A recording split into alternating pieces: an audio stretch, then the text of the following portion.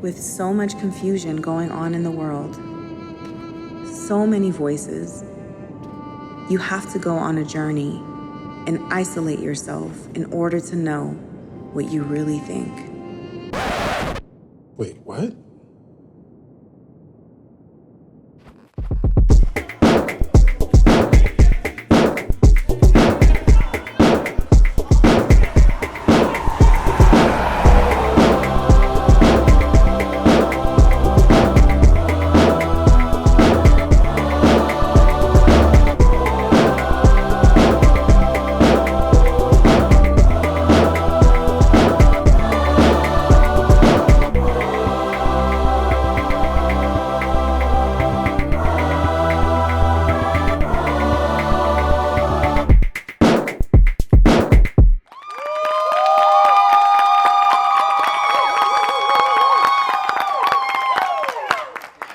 Hey guys, welcome to episode 5, I believe, of Let's Talk About It.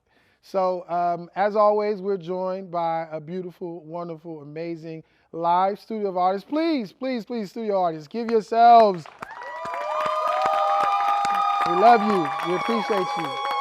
And the reason why I say episode 5 is I think we have slated for 7 episodes. So, listen, if you love us, if you like us, let us know so we can keep this thing going. Speaking of letting us know, I've looked into the comments and I've seen you guys are saying loving the show and love this topic and talk about this. And so keep those things coming. We do like hearing and engaging with you. One of the things that, because of, we're going to talk about is a little heavier today. When you think of pain, or hurt, it's a physical suffering, it's mental distress, it's an illness. In most cases, you and I, when we're experiencing pain or hurt, we go to a hospital or we seek a medical professional. My wife just gave birth to a little baby girl, and there was pain in which she experienced, but she also had someone to help her through that process. But when you and I experiencing this pain and this hurt, most times we turn to the hospital, and other times we turn to the church. But let me ask you this: what do you do when the pain and the hurt comes from the church? Where do you go then? What do you do? So on today's episode of Let's Talk About It, that is what we're going to talk about. We're going to talk about church hurt. It's real. It exists. It keeps so many people from engaging with God. It keeps so many people from engaging with their brother and their sister. And it keeps so many people in a state of distrust to the man or woman of God that God has placed in their lives to lead them. So today we have 2 amazing guests, and they also have 2 different stories.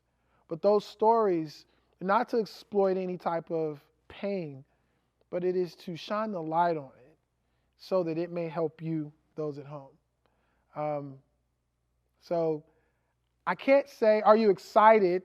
But the goal is to administer some medicine, okay?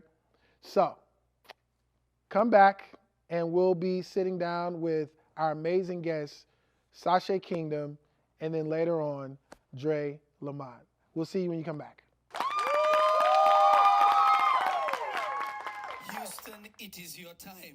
Amen, amen, amen, amen. God bless you. This is Prophet Lovi Elias.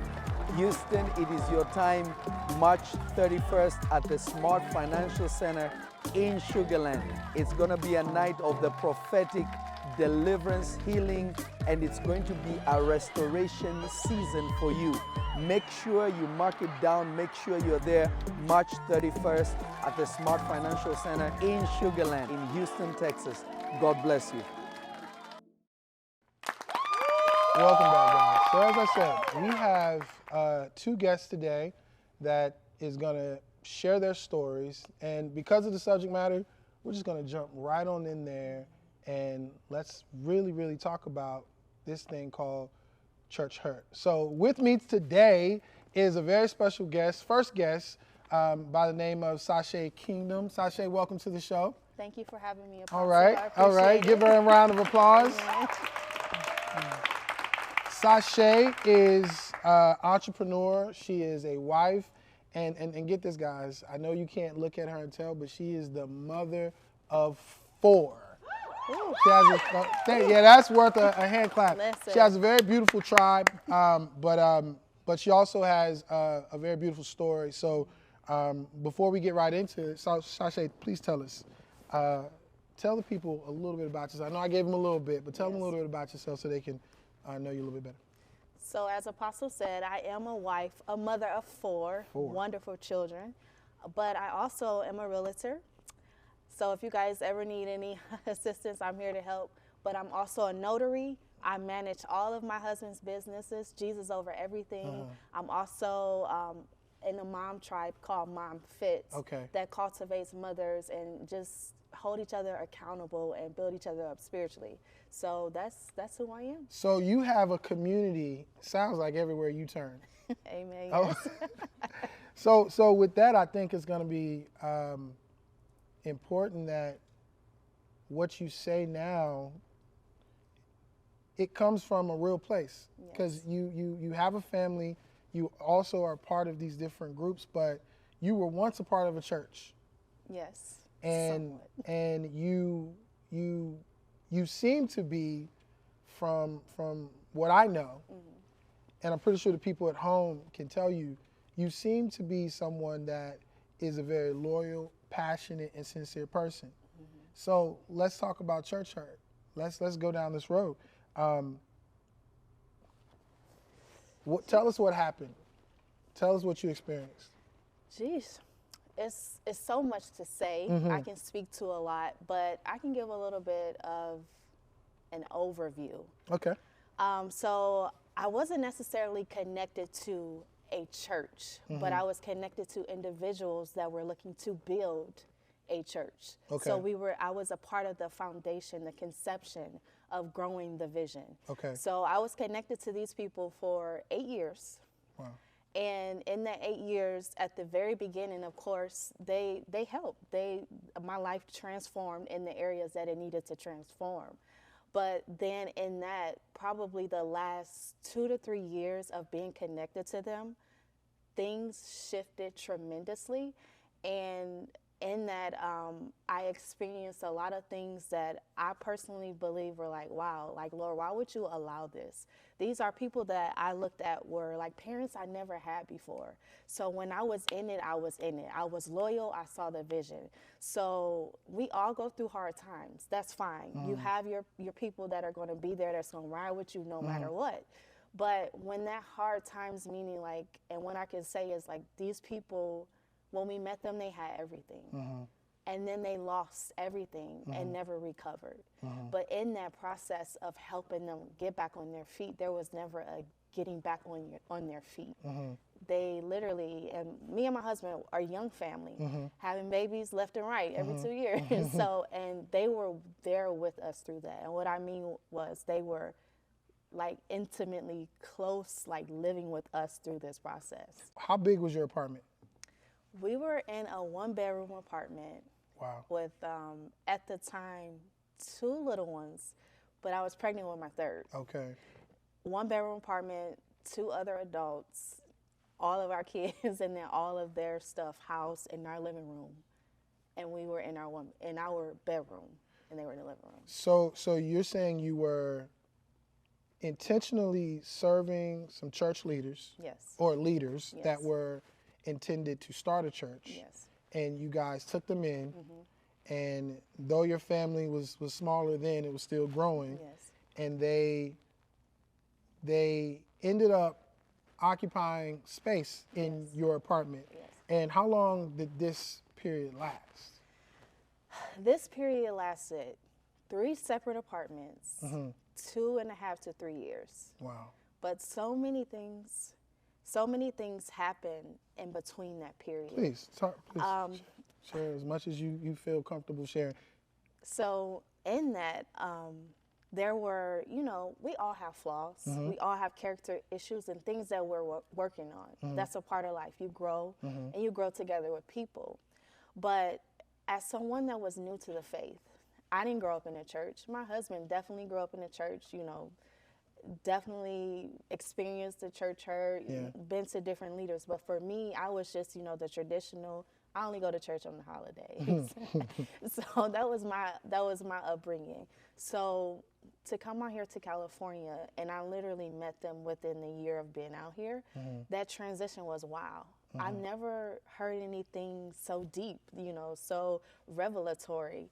And I dove head first in. So in my stint with them, I learned what manipulation was. I learned what it means to be bewitched. I learned what it means to be so zealous for God and leave your path of process, that you go ahead of what God has intended and planned for you, and you don't allow him to mold you. I've witnessed that firsthand. Like I said, we all have flaws and issues. That's okay. But when you're not accountable, when you leave where the Lord has planted you and you start your own way, you fall so deep into deception that it just literally takes you further and further away from God. So let me ask you this, because I want to really spell it out. Since we're talking about specifically church hurt, and you're sharing experience, let's underline where the actual hurt came in. When did that happen, and what did that look like? How did that affect your life? I want to say the hurt, there were different levels to it. Okay. Because it happened in different. Let's talk about it. So I truly believe that that time of my life wasn't supposed to be as long as it was. However, I wasn't catching the lesson that God was trying to get to me. So the very first time that the hurt like really hit me was when my spiritual mother at the time accused me of wanting her husband. I'm sorry, accused you of wanting her husband that lived in your house at this? Okay. Yes, she accused me of wanting her husband because I was like 24, 25 at the time, and they are older than my parents. So she accused me because my way of expressing my hurt, because I didn't understand the way she was handling my children. And I still wanted to stay in the position of honor and respect, because these are my leaders. Even though they're here, I pay the bill, you know, I still wanted to respect and honor. And I didn't know how at the time to deliver in a way that was in love, because I'm still this, you know, hood girl from Detroit. You still growing yourself. Still, you know, I'm still, you know, growing myself. So I would ask my, at the time, spiritual father, how do I handle your wife? Like, what's my approach in it? And she took my abrupt, like, I'm good, I'm straight with her as, oh, you're after my husband. So that was the first hurt. So then it trickled into, we had the opportunity to move. And mind you, now we have our third baby. 1-bedroom apartment, they're still there with 3 children. We're expanding, we need to move. So the opportunity came up to move. So we moved, and it was like an abrupt move because we were on a month-to-month basis. So we let them know, and they ended up staying there. Staying at the older apartment, and then they ended up not paying rent, and we got an eviction. Wow. So then they walked with us through court, the eviction, everything, and I'm like, I'm hurt at this time because I'm like, how are you not seeing it? Why is this even okay? We're getting up every day to go to work, me and my husband, and y'all just here chilling. We got an eviction because the Lord said you can't work, you know, you hold on, stay to the vision, the Lord is going to provide. But it's like, make it make sense, you know, like it's not making sense. And even after that, they still came and lived with us in our new apartment. So and that's just halfway through the story. I know, because we got a big show. I want to ask, what made you allow them, because I know evictions can go on credit and really affect you. What made you then allow them to go into the next place with you guys, knowing what you saw character-wise? It was honestly, it was a guilt thing. Well, we don't have anywhere to go. If you guys would have never left, this would have never happened.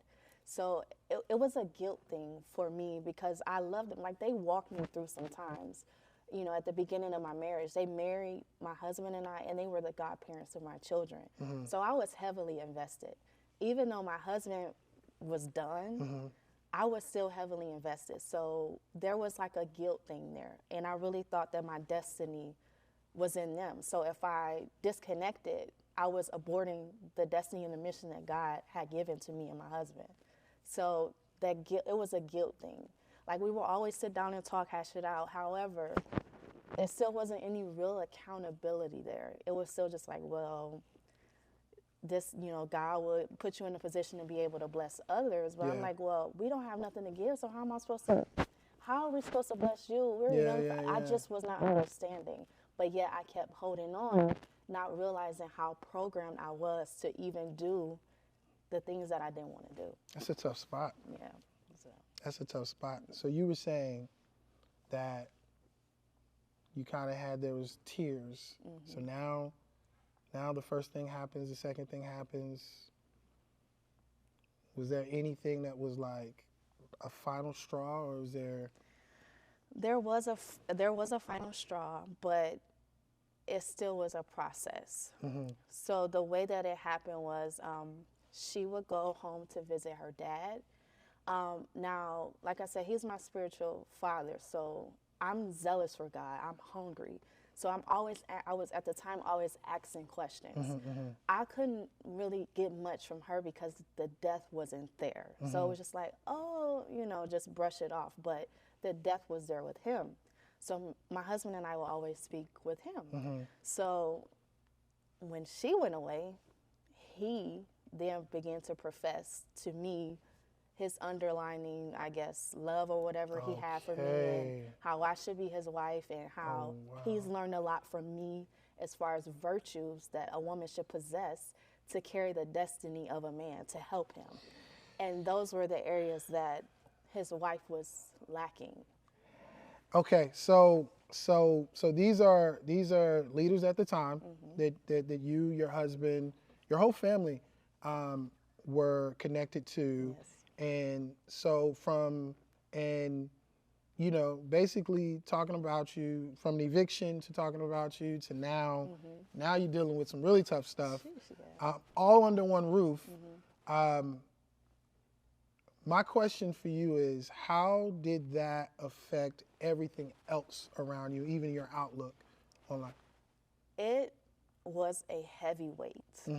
Because I was in a position where my husband and I, we weren't on good terms. He had just lost his dad.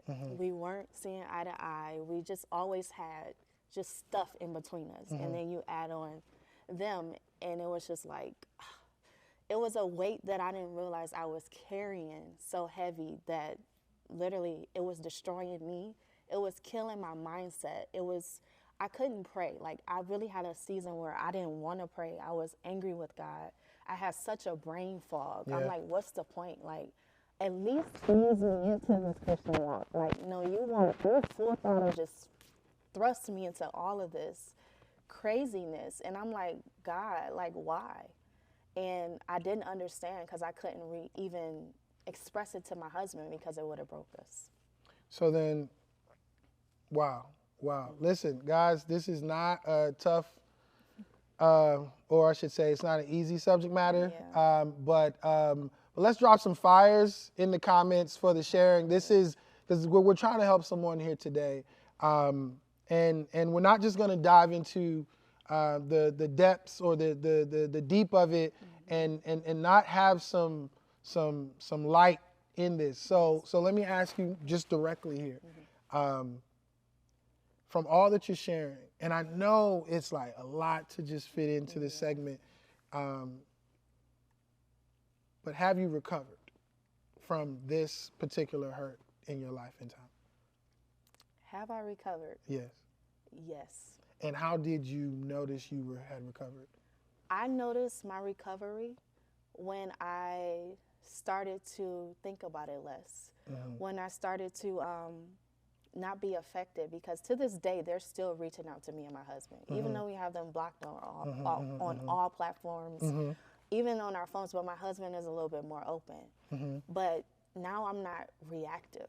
Before, you know, the very first time they reached out, like after my birthday, I mean, I thought about it for a week. I was confused, like, why would they call? And because they were accusing me. So I was reactive. And I knew I still needed to heal in that area. So now when they try to call, and my husband will be like, okay, let me, you know, see what they want. It's like, what's the point? Like, it's less and less. It's like, oh, okay, they'll be all right. They'll catch it one day, you know. It's less for me. Yeah. I'm not moved anymore. I'm not reactive in the sense where I'm like, oh, I need to revert or replay what happened to me over and over again. I let it go, and I've seen the growth in my mind. I can control my mind. I can literally walk in what God has called me to walk in. So what I want to ask you now is you're now a member of a whole nother church. Yes. How has that affected you? And Listen. Yeah, let's go. Listen. Revelation Church has changed my life. And I've been here for almost 2 years. It's okay to clap. It's Listen, okay to clap. I know we're stretching it a little bit, but it's okay. Yeah. It has changed my life because now I'm walking in a new version of myself. So I had 1 or 2 ways that I can do it. I could have came here bitter, angry, not open to receive what God has for me, and I could have missed it. I could have been on the same path that I was before growing up, angry, bitter, playing the victim about everything, literally, and not even seeing that's what I was doing. But I made the choice.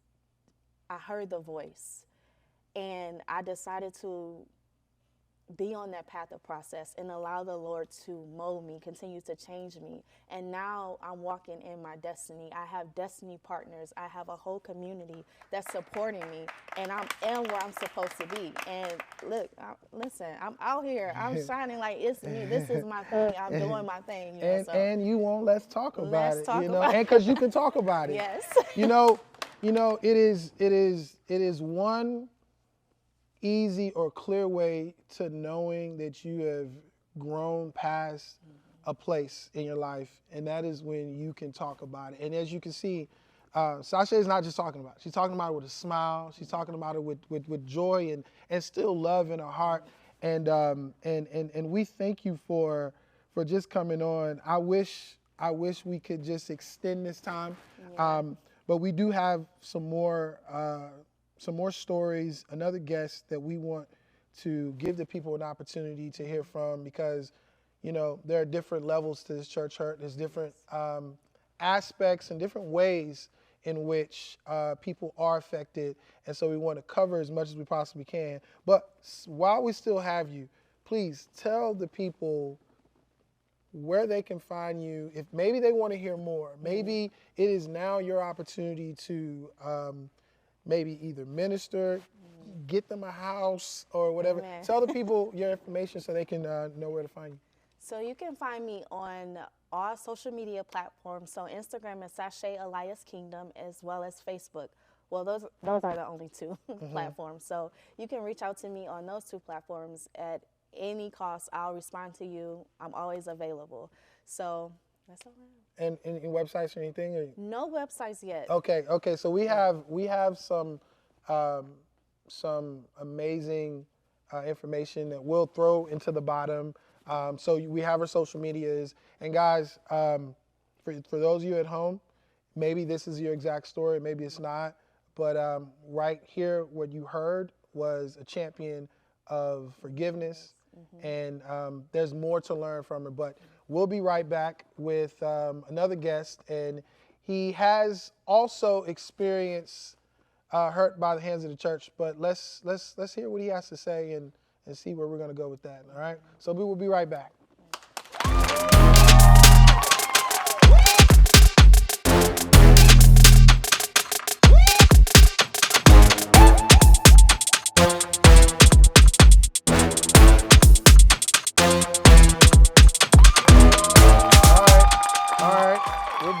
We're back. You know, we're switching it up a little bit today. This is the first that we've had 2 guests on the show.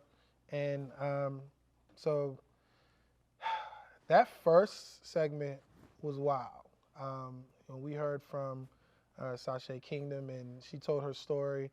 And you know, might have to have a part 2. I don't know. But with me now is another amazing guest by the name of Dre Lamont. Dre, welcome to the show. Thank you, Come sir. on, let me appreciate it.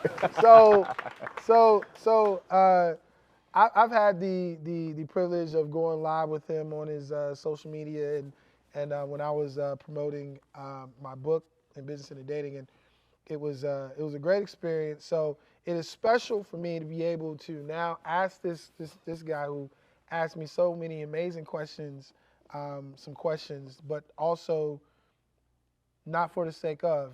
The subject matter is still one of those ones where we want to dive in. So with that, once again, welcome to the show, bro. Thank you. Good to see you. I'm happy to be here. Tell the people a little bit about you. Well, first of all, it's an honor and a privilege to be here with someone who I admire tremendously. Thank you. You know, you're a phenomenal man.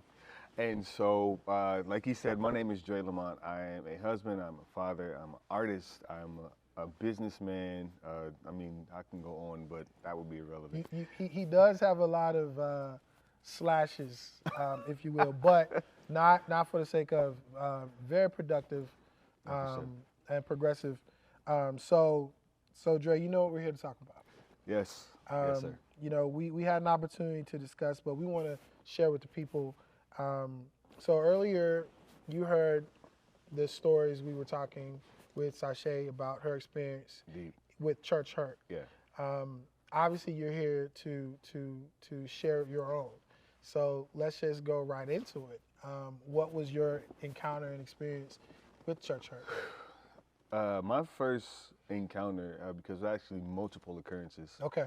But my first encounter, it was actually kind of shocking because I didn't grow up in church.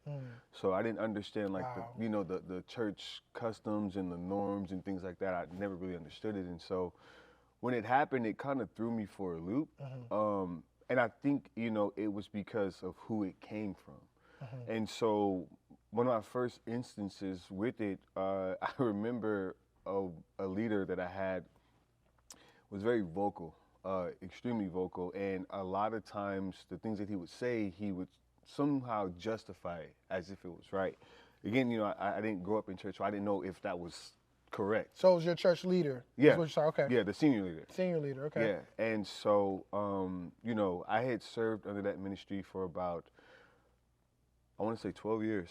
And so, it was a time for me to move forward. And so I remember when I made the decision to, after careful consideration, because I do believe in loyalty. Yeah.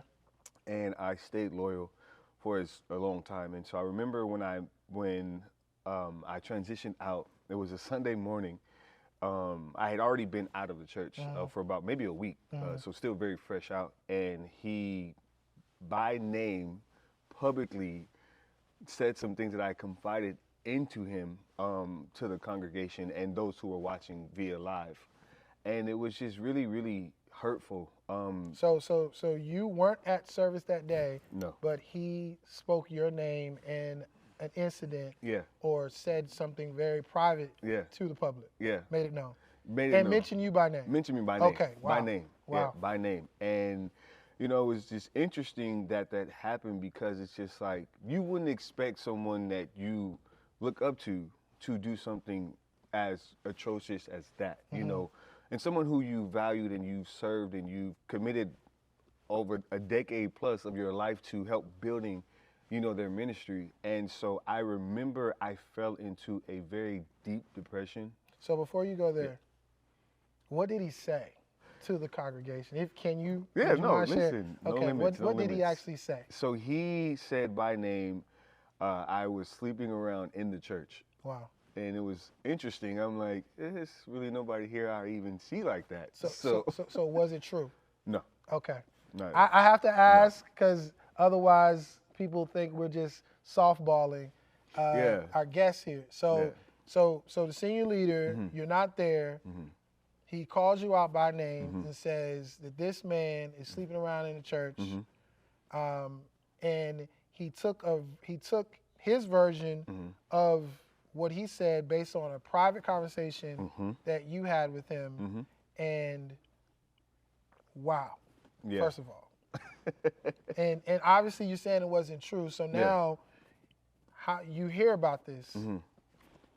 How'd you hear about this? So before she was my wife, we were best friends. Mm-hmm. So she had called me, Mm-hmm. and she was kind of confused. You know, it's like, okay, so I just got out of church, and I don't know how I feel with what I'm about to tell you. And I'm not even knowing what she's about to say. And I'm like, okay, you know, because again, you know, this particular leader is very vocal. So he'll just, you know, say things, and it's like, okay, all right, cool, whatever. And so when she said, so, you know, so-and-so said that you are sleeping around in the church, and now even my mom is looking at you, you know, with the face, it's like, is this true? And I was like, wait, he said what? And so immediately, by my innate nature, I was angry. You know what I mean? Because it's like, if I confided in you about something, you know, that I was going through or whatever, as a leader, you cover me and help me navigate through that, which never happened, by the way. So you never recovered, never navigated. Now, because I'm putting myself in your shoes as we're talking, and I'm only imagining how my outlook toward the leader, the members of the church, even other communities would be. Walk us through that. What was now the next day or the following days, weeks, what have you? What was life like through that filter now of that, dealing with that? Ultimately, let's be honest, it was a betrayal of trust and confidence. 100%. So what was then the effect of that on you? The effect, it was instantaneous, actually. You know, as I stated earlier, I fell into a deep depression, so much so. And I mean, I've talked about it publicly, you know, in recent days, but I actually tried to commit suicide twice. And yeah, because it hurt so bad, you know, and I kept replaying and kept meditating on it, like, why? I just didn't understand why. And it wasn't the fact of, you know, the situation at hand of where, you know, where I confided in him. It was the fact that someone who I esteemed, in essence, did this to me, that I would never expect to do such a, you know, atrocious thing. And so I fell into a deep depression, and I remember after that, I was driving on the 10 freeway. Okay. I was going home, coming from LA, and I felt just invaluable. I felt just worthless. How so? I felt like my life meant nothing, you know, in that moment. And, you know, Wow, it's tough. as I'm driving, I just felt, hey, you have no reason to live. Dang. And I remember I turned my steering wheel to turn off the freeway. And as I turned it, my hand is right here. My steering wheel turns back this way, which you would think, okay, hold on. I did it again. My steering wheel turned back again this way. And in that moment, I felt the presence of God. And it was a process still to, you know, heal and recover from that. And, you know, it really messed me up. It damaged my viewpoint of men of God, of, you know, leaders. I just wanted nothing to do with any form of leadership, let alone church. So you have this moment. You're trying to do something, but then the presence of God is saying no. The hand of God is literally, Jesus is literally taking the wheel, right? Literally. Now you say it was a process to recovery. Like, help some people at home understand what that process looks like. How long did it take? And then what ultimately became the antithesis, the moment in which it all came together. So, excuse me. Oddly, after that, as I'm still, you know, healing, I didn't have a church home for a couple of months because I just decided I'm good, at least for now. You know, I'm all right. You know, me and God will figure this out. And I remember I had transitioned into another ministry. Okay. And so when I finally, you know, I would kind of like pop in, so on, you know, very often. And then I remember that then leader approached me and said, hey, you know, when are you be a part of this family. I'm like, whenever God speaks to me. That's just where I was. I didn't want to do anything that God didn't tell me to do. You know what I mean? And so I think that following Sunday, I made the decision to be a part of their ministry. And so when I did that, and I told them what I just came out of, and so it's like, okay, cool, we hear you. We're going to make sure we cover you. Cool. All right, let's go. All right.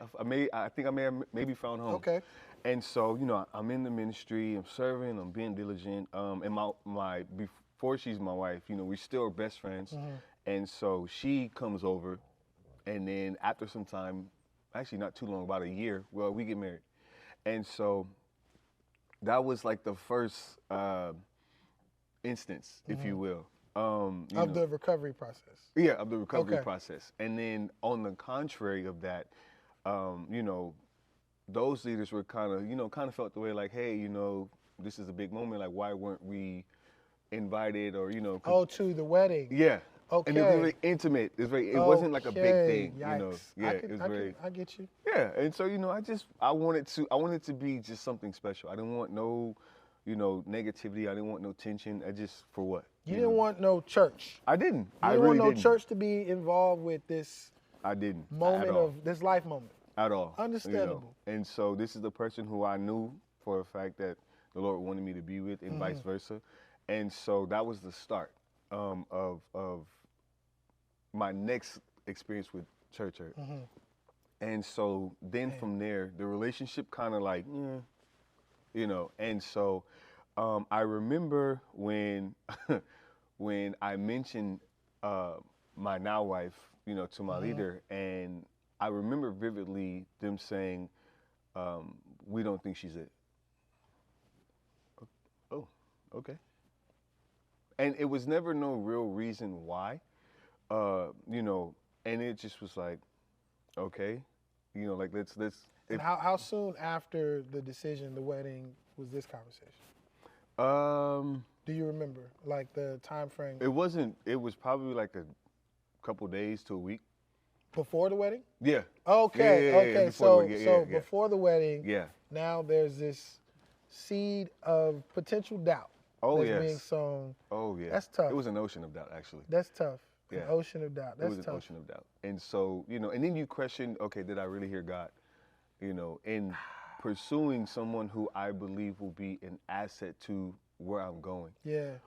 And so, and I actually told her, and then that created, and not that I was trying to be, in a way messy, but I wanted to let her know, hey, this is how they feel. And so, and her first response was, but they don't know me, which they didn't.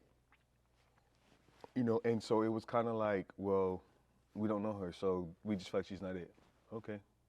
God bless y'all. And so I still went forward with what I believe to be correct, and here we are going on 6 years. And Well, hold on. Sorry. Let's give a hand clap. Let's give a hand clap for that. 6 years. 6 years. Okay.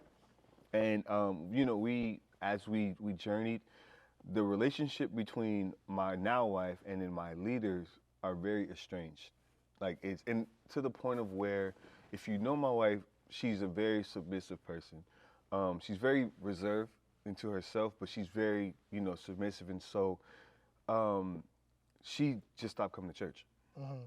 And when I was so vested in the culture of the church, I served my church more than I served my wife. Yeah, that happens. That can easily happen. Yeah, and it was just like a thing of where I didn't see anything wrong with it. Because it's like, you knew I was a servant before you met me, so why is this shocking to you? But what if I told you that it is in that space that actually sets the table for a lot of the hurt to happen? Come on. Oftentimes we're giving so much of ourselves that the only way we're receiving anything is not from the people closest to us, it's from the place in which we're giving of ourselves, which is why it's important that we do have a fortified mind in where we are serving and where we are spending our time. So I wanted to ask you this, since you said it's a process to recovery, when did you notice that you had turned the corner? Well, before you even answer that, do you think there's a 1, 2, 3 step to recovery for your church? No. No. It's just the process itself. It's a process. Because there's no specificity on how to heal, you know, because each person's journey is different. You know, even hearing, you know, Sasha's story, which is absolutely amazing. It is amazing, yeah. You know, but to see her recover in spite of that. Mine didn't necessarily look like hers. And, you know, for me on that road, it wasn't until I made the transition out. Because you sometimes can't see what you're in until you step away. Made the transition out of that environment? Yes. Okay. So I transitioned in June of 2020. But prior to that, I had, my wife had already left the church. She was gone. You know, she just couldn't submit to the culture of that particular house. And I didn't see the culture. And we would be at odds to the point of where divorce was on the table numerous times. And so I'm like, why am I losing my marriage?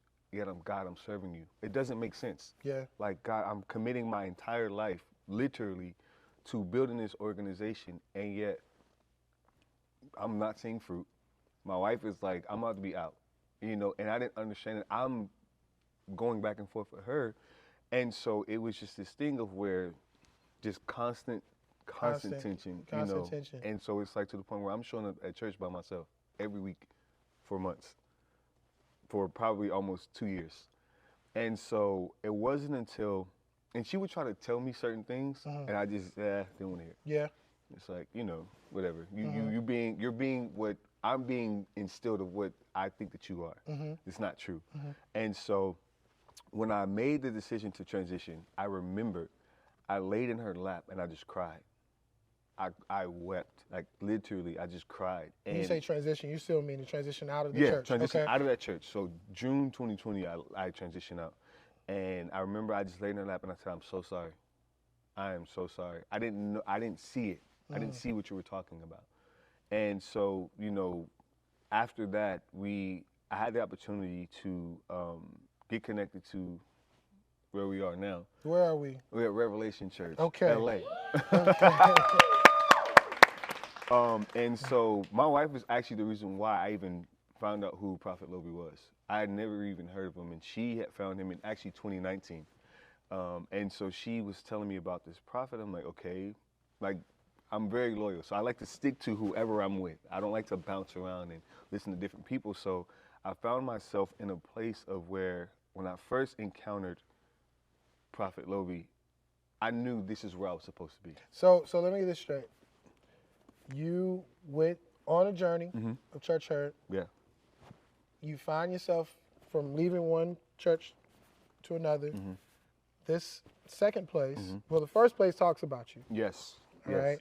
The second place pretty much disowns your union or even what you're about to embark on. And talks about me. Yeah, and talks about you. So cast the seed of doubt. So even in that respect, your wife could technically say she was experiencing some church hurt. Oh, 1,000%. And yet she is the reason why not only she was able to recover because she found the prophet online, but that then led you back to this place. And what would you say at that point then? How did you know you had recovered officially? How I knew, it was a particular day. I actually had a conversation via text with Prophet Lovie. And I told him because at that time, when I transition out that church, I was done with church. I was done with God, seemingly, or at least I thought I was. And I remember I messaged him and I said, forgive me if I'm reluctant to embrace you. This whole father thing, I'm all right. I'm good, you know. That's an honest thing to say, though. I was serious. I was really serious because I wanted nothing to do with male figures, you know. And so I remember, I still have the response on my phone to this day. He said, son, don't worry about it. I love you. It was instantaneous healing for me in that moment. Wow. And so that was the redemptive moment for me where I knew, one, I was safe. I knew I was covered. I knew I was seen. And I knew that I was loved. And so that was the moment for me that changed everything. It was like I was revived and came back to life. Off of words. Off of words. That is but then true. the actions match the words. That is truly the power of God. That is truly the power of God. Dre. Yes, sir.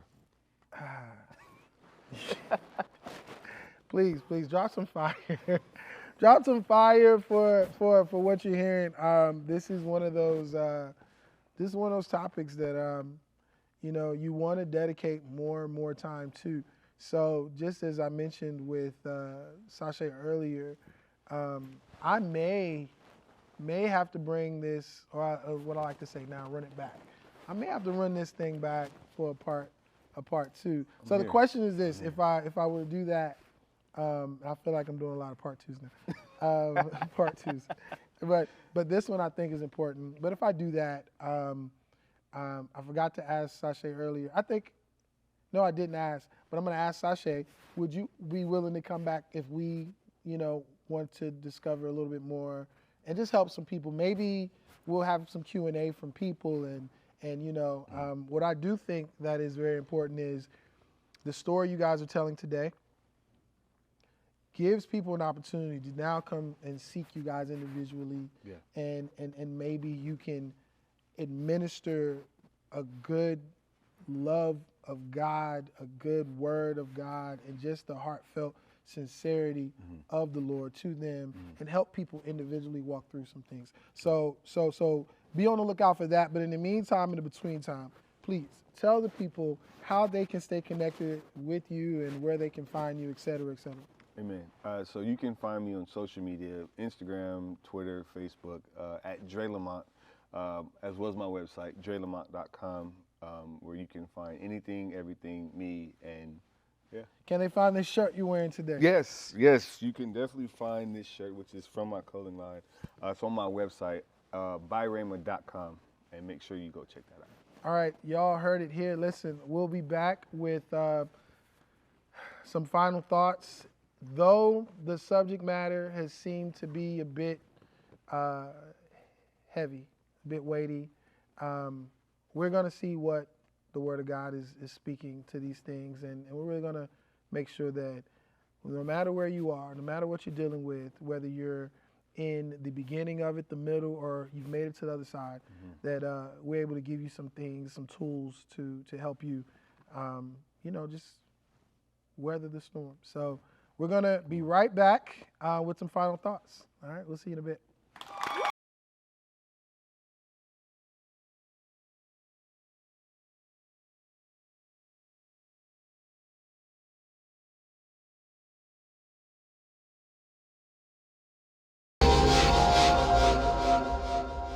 Find your dreams come true, and I wonder if you know what it means,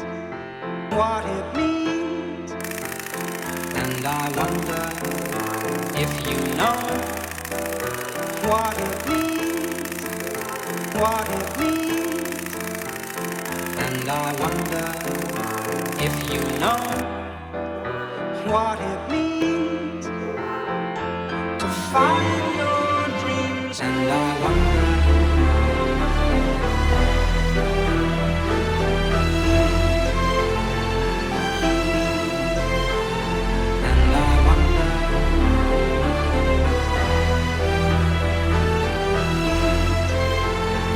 This is not just church, this is Revelation Church. if you know what it means, and I wonder if you know what it means to find your dreams come true.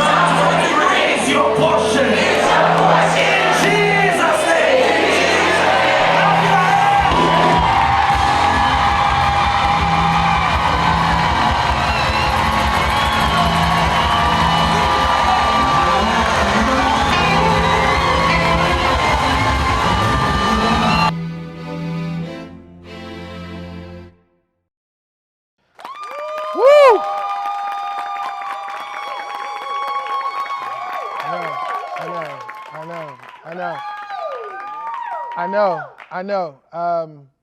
Sometimes the meatier, the heavier the subject matter, we just need to just, ooh. But that was good. That was good. Thank you for coming back. I want to give my final thoughts on this matter we're calling church hurt. It can affect anybody, number one. We heard Sashay, we heard from Dre. Specifically, we heard from Sashay of how leaders pretty much overstayed a welcome, but did not even truly honor the people that were honoring them. Sometimes when you don't honor those that honor you, there's a bit of manipulation or just feeling taken advantage of that comes to play. We heard from Dre, and Dre says, hey, I spoke with, my leader and I confided in a thought in something that I was going through, and then that leader turned it around and said, a falsity in front of the congregation. For what reason, he doesn't know. Only God knows. So one thing they both had in common was that their church hurt came at the hands of a leader. But church hurt just doesn't come at the hands of your leadership. It can come at the hand of your brother, your sister, a family friend, family member. It's not exclusive to just leadership, but there's an underlining thing that causes it to happen. And it is when you put a certain loyalty or a certain amount of faith into a person, a place, or a thing. So sometimes I consider myself a servant of God. And I've almost at one point in time served to a detriment, where I had a whole business on one side, a place in which I owned, a place in which I governed, but I also had 5 or so different responsibilities at the church. Where do you think I found the fulfillment? At the place that was paying me, or at the place in which I could serve for free? It was at the church. And so it absolutely made zero sense when I encountered what I thought was hurt or some discord, because I realized it was just because I made myself so vulnerable to something. I remember the Lord speaking to me very clearly, telling me, and I asked him, what do I do? What do I do? I have all of this love, admiration, this loyalty for your house, but you've given me a business. But I want to be in your house. What do I do? What do I do? And he very simply, very, very, very sweetly said, well, what responsibility have I actually given you? What is actually your responsibility? And it was very clear. I had to go take care of this business that my father has given me, not my father's business. See, it's important to have a divide and an understanding and a healthy balance and boundaries. And what we heard today was loyalty, loyalty, loyalty. It's important not to have false loyalties. It's important to know when you're giving too much of yourself. How do you know you're giving too much of yourself? Your livelihood, your lifestyle, and the people closest to you begin to be affected. We heard in 2 instances where, with the families that were involved, the husband and the wife, we saw how that started to take a turn. We also saw love and forgiveness there, but we also saw that it was very important that they identified it and then had a conversation. But you're not going to be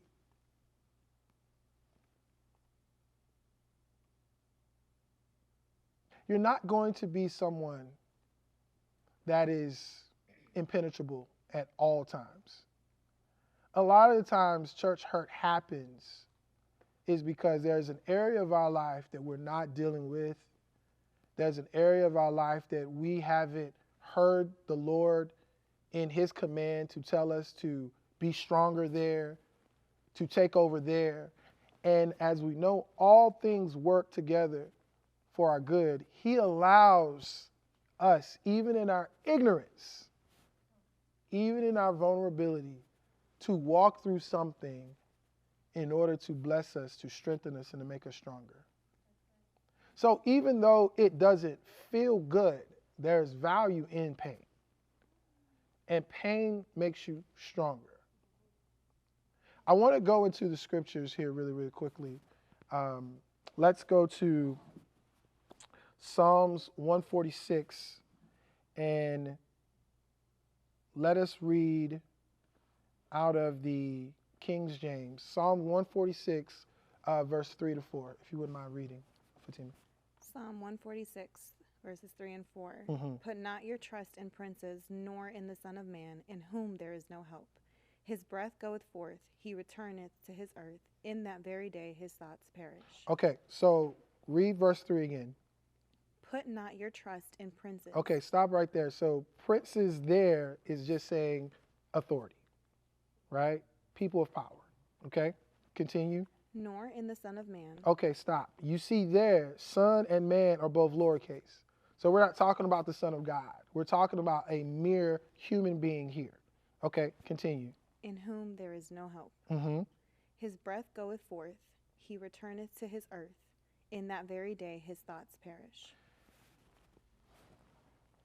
My dear brothers and sisters, we are all but mere flesh, meaning flesh and bones. Our breath leaves us, our breath returneth to this earth, our bodies to the earth, our spirits unto the Lord. We're just people. God gives authority to those who he feels deserve or needs or supposed to have, and he gives other responsibilities to other people.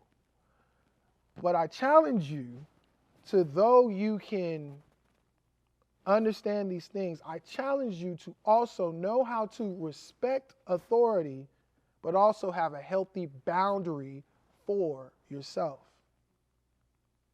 No one should be able to come to your house and tell you something to do because that's your house.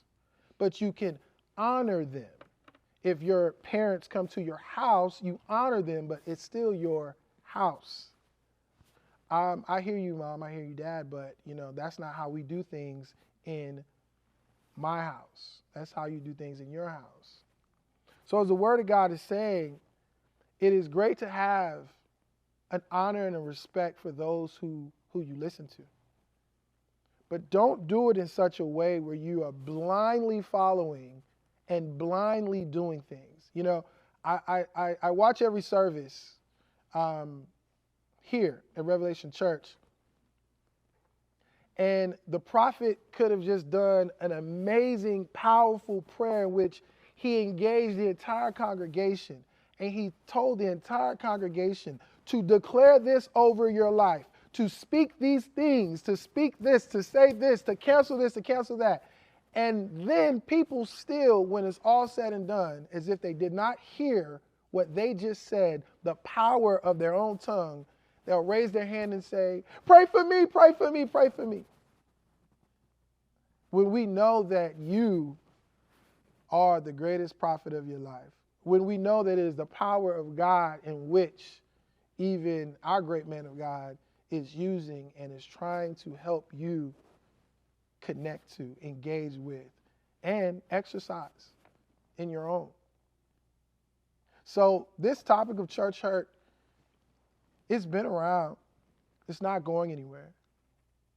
But how to move forward is where I hope today's show allowed you to cast your vision. How to look past it, how to begin to heal, seeing that it is necessary to even heal. Hopefully we helped you do that today. We always want to support what we're doing. on this channel. So you should see some information popping up on the screen. Please go there in order to support what we're doing here at Revelation Church. Also, if you want to stay in contact with me, you can find me at jtboyd.co. That should also be on your screen. And look, sign up for the newsletter while you're there. Some amazing things, exciting things are happening, and I want to make sure that you know about them all. With that,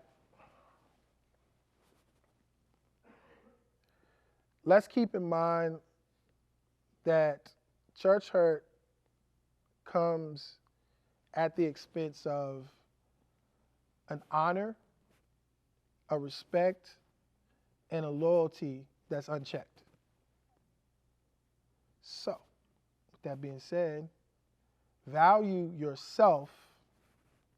Speaking of that, look at what you're going through the eyes of what is God doing in me to help me, to strengthen me, to better me. Because he'll never let anything harm you. He'll never let anything actually prosper against you. Because I promise you, you'll come out even better on the other side. And on that note, I've enjoyed this time with you guys today. Did you guys enjoy this show? I feel like what we did today was we just pulled the cover off something, because we hear this topic talked about, but it's just never, let's just say mentioned, but it's never really talked about. And so I think that from what we decided earlier, we'll do a part 2, and that's going to be an amazing time. We'll figure it out, I promise you. But as always, I want to take this opportunity to say hi to my mom and dad, and to your mama, and to your daddy, to your uncle, to your auntie, to your cousins, to your sisters, to your brothers. And you know what? We forget to mention your friends. To your friends. Let them know that it is time to talk. All right? And if it's time to talk, let's talk about it. All right? We'll see you. This is what, episode 5? All right? We'll see you on the next, or 6? What episode is this? We'll see you on the next one, but let's go. See you later.